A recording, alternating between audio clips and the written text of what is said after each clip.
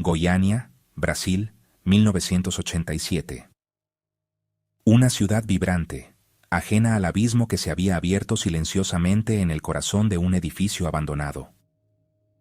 La tragedia de Goiânia no llegó con el estruendo de un desastre nuclear, llegó como un susurro de negligencia y se manifestó con un brillo inocente y mortal. El Instituto Goiano de Radioterapia, IGR, había cerrado sus puertas en 1985, víctima de disputas legales y el traslado de sus instalaciones. Sin embargo, en su interior, sin vigilancia y sin la debida remoción de desechos peligrosos, quedó una unidad de teleterapia. Este equipo, diseñado para combatir el cáncer con radiación controlada, contenía su corazón. Una pequeña cápsula de cloruro de cesio 137. El cesio 137 es un isótopo altamente radiactivo, un subproducto de la fisión nuclear con una vida media de 30 años. La cápsula que contenía esta sal era, en esencia, una bomba de relojería sellada, protegida por una pesada carcasa de plomo y acero. Durante 2 años, el hospital abandonado fue un imán para ladrones y merodeadores. Los avisos de peligro que adornaban la máquina eran ignorados o incomprensibles para la mayoría. La burocracia había fallado. La ley había sido letra muerta. La responsabilidad de la clínica, de la propietaria del inmueble y en última instancia del gobierno, se diluyó en un limbo legal que dejó a la ciudad expuesta. Roberto dos Santos y Edmilson Alves, 2 recolectores de chatarra, vieron en el edificio abandonado una oportunidad. Su objetivo era el valor del metal. El 13 de septiembre de 1987, lograron desmantelar la unidad de teleterapia. Con esfuerzo, se llevaron la carcasa de la máquina, sin saber que habían robado algo mucho más peligroso que chatarra. Habían secuestrado la muerte. Días después, la vendieron a Dever Alves Ferreira, el dueño de una chatarrería local en la Rua 26A, en el barrio popular. Dever, un hombre de 36 años, vio potencial en el plomo que rodeaba el núcleo. En su afán por extraer el valioso plomo, Dever y sus empleados, utilizando herramientas rudimentarias y una fuerza bruta increíble, consiguieron abrir el corazón de la máquina. Liberaron una cápsula sellada del tamaño de un caramelo. Al perforarla, expusieron el cloruro de cesio, un polvo que se asemejaba a la sal de mesa. Pero lo más impactante no fue el polvo, sino su propiedad. Cuando Dever lo llevó a su garaje oscuro, vio lo que sus ojos no podían creer. El material emitía un resplandor azul intenso, etéreo, casi sobrenatural, un fenómeno de la radioluminiscencia. Dever quedó hechizado. Para él era un milagro, un trozo de estrella, quizá un tesoro de valor incalculable, o, como llegaron a creer algunos vecinos, algo con propiedades sanadoras. La belleza de ese color azul se convirtió en la trampa perfecta. El miedo, la precaución y el conocimiento de la física nuclear no tenían cabida ante la fascinación por aquel brillo mágico. Dever comenzó a mostrarlo orgullosamente. Invitó a su esposa, María Gabriela Ferreira, a sus parientes y a sus amigos. Todos compartieron la fascinación, pasando la cápsula de mano en mano. Se la frotaron en la piel, se la llevaron a sus casas, sin saber que cada contacto era una sentencia. La sal de cloruro de cesio 137 es altamente soluble y fácilmente dispersable. Cada fragmento de la cápsula que se desprendía, cada rastro de polvo en las manos, cada pieza de ropa contaminada, se convertía en una nueva fuente de irradiación. El material viajó de la chatarrería a la casa de Dever.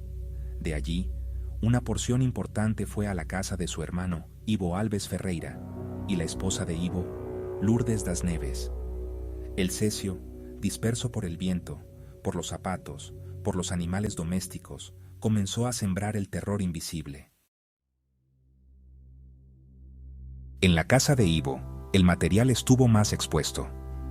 El 24 de septiembre, Leide das Neves Ferreira, la hija de Ivo y Lourdes, una niña de 6 años, gentil y soñadora, se encontró con las pedriñas brillantes que su padre había traído.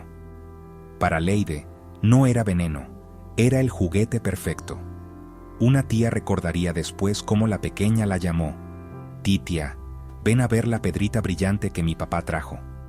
Leyde, con la curiosidad inherente a su edad, tomó el polvo azul.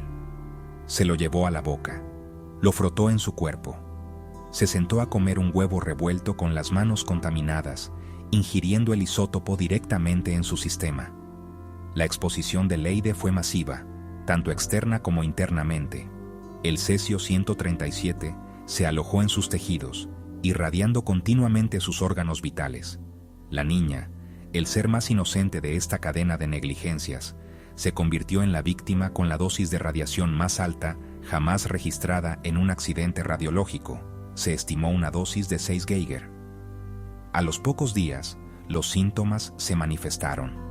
No fue un gran número de personas a la vez, sino pequeños grupos dispersos por la ciudad.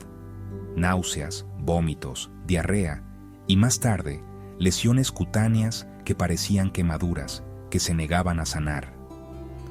Los animales de la chatarrería de Devers comenzaron a morir de forma inexplicable, lo que solo aumentó la sensación de un mal misterioso. Las primeras víctimas acudieron a las farmacias y clínicas, siendo diagnosticadas erróneamente con enfermedades infecciosas, alergias o intoxicación alimentaria. La idea de una contaminación nuclear en el centro de Brasil era impensable. Fue María Gabriela Ferreira, la esposa de Debair, la primera persona en trazar la línea entre la misteriosa enfermedad de su familia y el material que brillaba.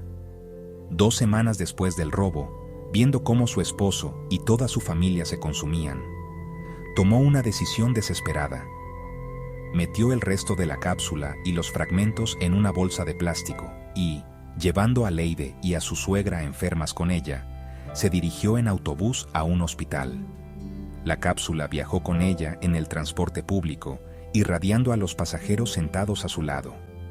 En el hospital, Gabriela expuso su teoría al médico de guardia, que al principio se mostró escéptico. Sin embargo, la persistencia de Gabriela y los extraños síntomas de las lesiones cutáneas llevaron a la sospecha. Finalmente, la fuente fue entregada a un físico médico, que no dudó en utilizar un contador Geiger. El sonido estridente del aparato, subiendo a niveles frenéticos al acercarse a la bolsa, fue el grito de pánico que la burocracia había silenciado por 2 años. El 29 de septiembre de 1987, la Comisión Nacional de Energía Nuclear, CNEN, fue notificada. La respuesta, aunque rápida una vez conocida la magnitud, fue un despliegue caótico de expertos. Se declararon zonas de alto riesgo, se establecieron puntos de control y se inició la tarea titánica de la descontaminación. El Estadio Olímpico de Goiânia se convirtió en un gigantesco centro de triaje. Más de 112,000 personas fueron examinadas con contadores Geiger de mano. Familias enteras se sometían a pruebas, desnudas y aterrorizadas. El objetivo era medir la contaminación externa e interna. La descontaminación fue una operación de ciencia ficción en la vida real. Casas enteras fueron identificadas como focos de contaminación. La casa de Debair y la de Ivo, y otras en la Rúa 57, donde el material había sido manipulado, fueron demolidas por completo, sus escombros sellados en bidones. Los muebles, la ropa, los objetos personales, incluso los álbumes de fotos con alto valor sentimental, fueron incinerados o enterrados.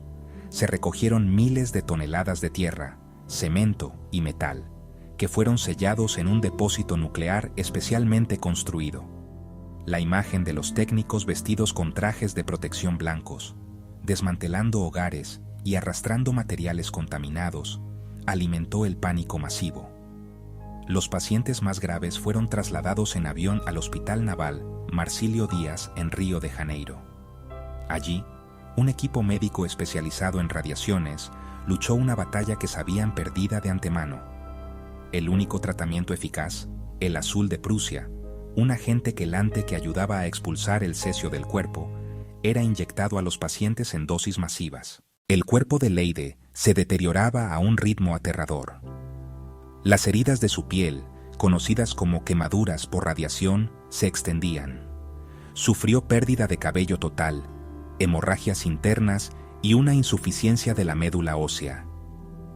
A pesar de la sonrisa constante que la pequeña intentaba mantener, el cesio la estaba consumiendo desde dentro. El 23 de octubre de 1987 se convirtió en el día de la doble tragedia. María Gabriela Ferreira, la mujer que había dado la voz de alarma, murió a los 37 años. La dosis de radiación recibida había destrozado su cuerpo. Esa misma noche, a las 6 de la tarde, Leide das Neves Ferreira sucumbió. Murió la niña que se había enamorado del brillo azul. Su fallecimiento conmocionó al país y la convirtió en el símbolo eterno de la inocencia perdida por la negligencia adulta. Otros 2 hombres que habían estado en contacto directo con la fuente en la chatarrería, Israel Batista dos Santos, 22 años, y Admilson Alves de Souza, 18 años, murieron en los días siguientes.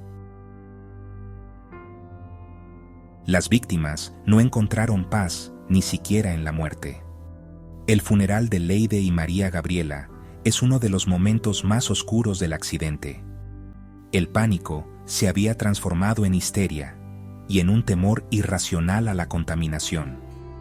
Los ataúdes de las víctimas tuvieron que ser sellados con gruesas capas de fibra de vidrio y plomo, pesando más de 600 kilos cada uno para evitar cualquier mínima emisión radiactiva. Cientos de personas se reunieron en el cementerio con piedras y palos, arrojándolos contra el convoy y los ataúdes. Gritaban para impedir el entierro.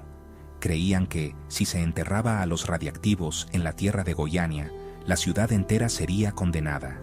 Solo la intervención de las autoridades y la súplica emotiva de la primera dama del Estado, pidiendo piedad para la madre que perdía a su hija, permitieron finalmente el sepelio. Los cuerpos, en lugar de descansar en la tierra, fueron depositados en sarcófagos de cemento y plomo, condenados a una eternidad radioactiva en un nicho especial. El impacto del accidente de Goiânia no terminó con las muertes iniciales. Debair Alves Ferreira, el dueño de la chatarrería, sobrevivió a la exposición inmediata, a pesar de recibir una dosis letal. Sin embargo, su vida quedó marcada por la culpa, el luto y el cáncer por radiación. Se sumió en el alcoholismo y la depresión y murió 7 años después, en 1994, por una cirrosis hepática. Muchos creen que, más allá del daño físico, fue la carga emocional de haber causado inadvertidamente la muerte de su familia lo que lo destruyó.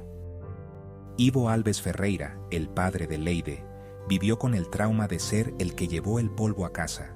Sobrevivió físicamente, pero se hundió en una profunda depresión, fumando 6 paquetes de cigarrillos al día, hasta que murió de enfisema pulmonar en 2003. Más de 250 personas fueron contaminadas seriamente, y más de 1.200 siguen recibiendo apoyo del gobierno por los efectos a largo plazo, que incluyen cáncer, problemas renales y la necesidad de tratamientos continuos. Quizás la herida más profunda dejada por el cesio no fue médica, sino social. Los supervivientes y sus familias se enfrentaron a un estigma social que duró décadas. Eran llamados radiactivos, gente de Goiânia, y eran rechazados. Los niños contaminados sufrieron bullying en la escuela. Los adultos perdieron sus empleos y les fue negado el acceso a hoteles o restaurantes.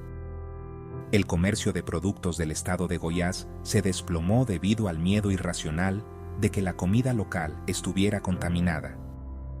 Este miedo, basado en la ignorancia, forzó a las víctimas a vivir en un aislamiento doloroso, a menudo sintiéndose más abandonados por su propia comunidad que por el gobierno. El accidente radiológico de Goiânia, clasificado como de nivel 5 en la escala internacional de sucesos nucleares, INES, obligó a Brasil y al mundo a replantearse la gestión de desechos radiactivos. Se endurecieron las leyes, se crearon protocolos de control más estrictos y se formaron equipos de respuesta de emergencia. Las cifras finales fueron devastadoras. 112.000 personas examinadas en operativos masivos de detección, 244 personas con contaminación radiactiva confirmada en sus cuerpos. 129 personas requirieron tratamiento médico por envenenamiento radiactivo. 46 personas presentaron contaminación grave con riesgo de muerte. 5 muertes directas confirmadas. Cientos de casos de cáncer en los años posteriores, imposibles de rastrear definitivamente al cesio-137. El desastre demostró que una empresa no puede simplemente cerrar y marcharse cuando maneja materiales peligrosos. La responsabilidad no termina con la última factura pagada. Continúa hasta que cada fuente de energía peligrosa esté neutralizada, documentada y segura. En febrero de 1988, el gobierno del estado de Goiás estableció la Fundación Leide das Neves Ferreira para monitorear la salud de los afectados de por vida, estudiar los efectos a largo plazo de la contaminación, proporcionar apoyo psicológico a sobrevivientes y familiares, educar a la población sobre seguridad radiológica. Sin embargo, a más de 30 años de la tragedia, el legado perdura. La historia de Goiânia es un monumento a la fragilidad de la vida humana frente a la arrogancia de la negligencia. Es la historia de cómo una cápsula olvidada y un brillo de color azul celeste se convirtieron en el espejo envenenado de una tragedia inolvidable. Es la historia de Leide, la niña que se enamoró de su propia muerte.